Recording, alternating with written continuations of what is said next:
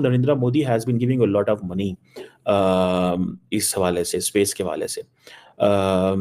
और सुनने में आया कि नरेंद्र मोदी जो हैं वो भी इसरो ऑफिस जाते हैं और ये जब ये टेस्ट किया है तो इसरो में वो जो बेंगलोर में उनका ऑफिस है वहाँ पे मौजूद है। और पाकिस्तान भी अब सीरियसली उसके ऊपर सोच रहा है कि यार क्या तरीकाकार अपनाया जाए कि हम इस इंटरनेट और इस चीजों को, लाजमी सी बात है स्पेस में ही है वो सारी चीजें, वही इंटरनेट वही फोन कि मतलब हमें ना सिम की उस तरह की जरूरत पड़ेगी, ना किसी और चीज की पड़ेगी, ना ग्राउंड स्टेशन उस तरह के हमें चाहिए होंगे जिस तरह के अभी हम इर्द गिर्द देखते हैं कि बिल्डिंग्स पे टावर्स लगे हुए, बीडीएस टावर्स लगे हुए हैं, और हमारे शहरों में हमारे मोटरवेज हाईवेज के ऊपर। उसकी तो आबादी इतनी है, उसकी तो पावर्टी इतनी है, गुर्बत ही इतनी है इंडिया में, वहां पर तो लोग फुटपाथ पर सोते हैं। भाई ये सुनते सुनते कान पक गए थे। भारत तो पहले भी देखिए एस्ट्रोलॉजी की तो शुरुआत ही हमने करी है, ठीक है ना। आज महाकुंभ भी जो हो रहा है वो एस्ट्रोलॉजी का ही नतीजा है। तो क्या हमको उस हजारों साल पहले भी गणना आती थी कि भाई ये देखो इस दिन ये लाइन होगा और ये होगा, तो it was kind of in our DNA है कि इंडिया की जो स्पेस एजेंसी है, इसरो जिसे कहते हैं, उसने पहली दफा स्पेस डॉकिंग की है। और जो दो जिसे कहते हैं स्मॉल जो क्राफ्ट थे उनको स्पेस में मिलाना। हाँ, ये बात की जाती थी ना कि चाइना जो है वो देखें उसने लोगों को कितने मिलियन लोगों को पॉवर्टी लेवल से उठाया। इंडिया ने भी करके दिखा दिया, मिलियंस ऑफ पीपल को इंडिया ने पॉवर्टी लेवल से उठाया। रिसर्च एंड डेवलपमेंट में जितना पैसा आप लगाएंगे, जितनी आप गवर्नमेंट ज्यादा इसरो को तो दे नहीं पाती है, क्योंकि हमारे यहाँ भाई 1 अरब 50 करोड़ मुंह है, उनको भी भरना है हमें। बिल्कुल। लेकिन उस बड़े लिमिटेड बजट में बड़ी लिमिटेड सैलरी के साथ अनलिमिटेड काम करने वाले लोग हैं ये। सो इनको तो भैया दिल से उर्दू में कहे तो खिराजे तहसीम या दिल से इनका अभिनंदन और इनको हैट्स ऑफ।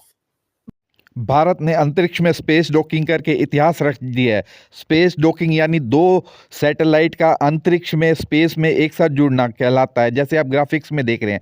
आपकी इस पर क्या राय है? आप अपनी राय कमेंट सेक्शन में दें। वीडियो अच्छी लगे तो वीडियो को लाइक करें और चैनल को सब्सक्राइब करें। भारत के साइंटिस्ट ने कैसे भारत का गौरव बढ़ाया सारी दुनिया में, ये जानने के लिए वीडियो को अंत तक देखें। इसरो का एक और कारनामा, और इस कारनामे पर हम कहेंगे इंडिया कमाल कर दिया। 4th नेशन बन गई है भारत की, जो चाइना, अमेरिका और रशिया के साथ खड़ी हो गई है अब ये नेशन। मुझे नहीं लगता कि ये इंडिया के लिए ही कोई बहुत इंपॉर्टेंट दिन है, ये मानवता के लिए बहुत इंपॉर्टेंट दिन है। जितना ज्यादा अचीवमेंट हम करते चले जाएंगे, ये तो ह्यूमैनिटी को उसका फायदा होगा। एंड मुझे ये लगता है फकर भाई, ये कोई छोटी मोटी अचीवमेंट नहीं है। अब इंडिया क्योंकि आपको कह रहा है कि जी वो स्पेस स्टेशन बनाना चाहते हैं, वहां पे अपना बंदा डालना चाहते हैं, this is something they have been thinking. आपको याद होगा कि अभी लास्ट टाइम जो चंद्रयान 3 थी, इंडिया ने वो जिसे कहते हैं ना कि चांद के सदर्न स्फीयर में जाना, वो इसको कंप्लीट किया। अभी वो यहाँ पे कह रहे हैं कि जी हम तो वो जिसे कहते हैं ना, ये जो मून लैंडिंग उन्होंने की थी, ठीक है। सो एक तरफ चंद्रयान 3 वाली कामयाबी वो 2023 में उन्होंने मनाई, अब वो कह रहे हैं जी कि हम तो we have been looking for space station चाहते हैं। मैं सुन रहा था इसरो के जो साइंटिस्ट हैं, कई टीवी चैनल पे वो लोग, मैं चूंकि दिन में देख नहीं पाया तो आज थोड़ा सा शाम को मैंने एक इंटरव्यू देखा इसरो के एक साइंटिस्ट साहब का, और उन्होंने बताया कि आप समझ लीजिए कि जिस स्पीड से आप पृथ्वी पर चल रहे होते हैं कार से, यानी मान लें हम 100 किलोमीटर पर घंटा या 70 किलोमीटर पर घंटा की स्पीड से चल रहे हैं, बोले उसका 1000 गुना, 1000 टाइम्स। तो अगर आप 70 की स्पीड से चल रहे हैं तो 70,000 किलोमीटर पर किलोमीटर आवर की स्पीड से अगर कोई चीज चल रही है, उसको एकदम यूं बैठा देना, आप समझ रहे हैं कि जो छोटी सी और एग्जैक्टली उसमें से पावर सप्लाई होगी, उसमें से आई मीन दिस इज आप सोच के देखिए how difficult it will be. हजारों किलोमीटर फ्रॉम अर्थ दूर है।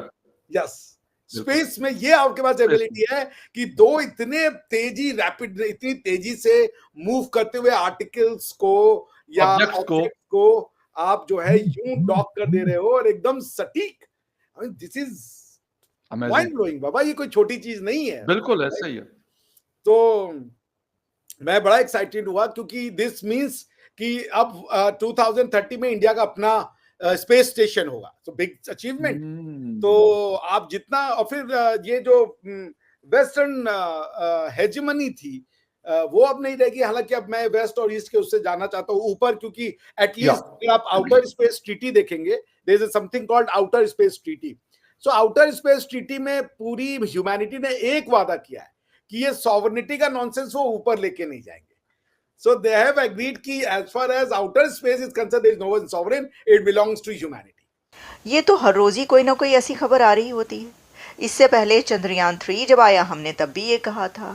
फिर solar mission Aditya L1, ISRO के जो सोमनाथ हैं ये उनसे पूछिए, मोदी हुकूमत से पूछें कि जब कोई नेशन अपनी मेहनत करके और उस जगह पर पहुंचती है कि जो सबको हैरान कर देती है।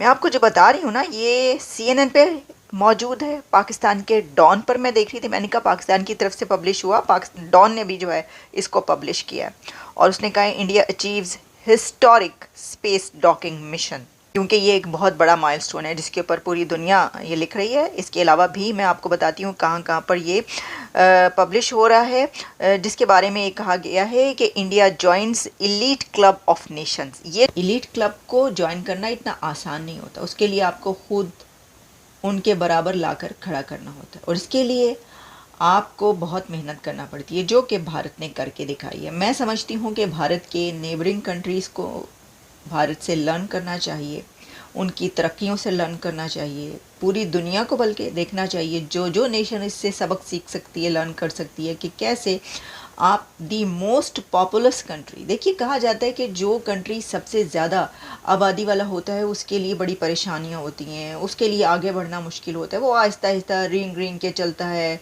फिर आगे पहुंचता है। उसकी तो आबादी इतनी है, उसकी तो पावर्टी इतनी है, गुर्बत ही इतनी है इंडिया में, वहाँ पर तो लोग फुटपाथ पर सोते हैं। भाई ये सुनते सुनते कान पक गए थे। लेकिन फिर एक टाइम ऐसा आया कि ये खबरें आना बंद हो गई और ख़बरें ऐसी आना शुरू हुई कि जो कामयाबी की सीढ़ियाँ चलती चढ़ी गईं। और अब ये कामयाबी की खबरें सुन सुनकर भी कुछ लोगों के कान पक गए। वो कह रहे हैं भाई ये कामयाबी की खबरें ना सुनाया करो, डेली कोई ना कोई खबर ऐसी आ जाती है, हमारे तो कान पक गए हैं सुन सुनकर। इसरो की वजह से ही पॉसिबल है ना कि वो इतनी एक्यूरेट इंफॉर्मेशन और प्रेडिक्शन के साथ दे देते हैं। हम महीनों पहले दे देते हैं कि भाई आज के दिन ये वो होने वाला है, so you be prepared for that. कहा जा रहा है कि ये जो डॉकिंग प्रोसेस है ये इनिशियली 7 जनवरी तक को शेड्यूल हुआ था, लेकिन बहुत दफ़ा ये रीशेड्यूल किया गया। अब ये कहा जा रहा है कि जो इसरो है उसने ये एक हिस्ट्री बनाई है। इंडिया चौथा मुल्क है दुनिया के अंदर जो इस तरह की टेक्नोलॉजी रख रहा है की है। और ये दोनों के दोनों जो रॉकेट थे ये बेसिकली तकरीबन 225 kg का था। अब आप समझ लें कि जब वो स्पेस में गए हैं पर फिर बाद में जाके वो लैदा हुए, फिर उनकी वेलोसिटी कहा जाता है लैदा हुई, और फिर उन्होंने 10-20 किलोमीटर का डिस्टेंस लैदा किया। अब आप इमेजिन करें ना, ये एक बहुत बड़ी साइंटिफिक वो जैसे कि ना साइंटिफिक मार्वल है, ठीक है जी। और ये जैसे मैंने बताया कि ये जो उन्होंने डॉकिंग की बात की थी ये 7 जनवरी को ये शेड्यूल थी, लेकिन फिर उन्होंने 2 दिन बाद डिले की। फिर जो टेस्ट सिमुलेशंस वगैरह होते हैं वो आपको पता चलती रहती हैं। ये जो आप समझ लें कि इंडिया आप उस ट्रैक पे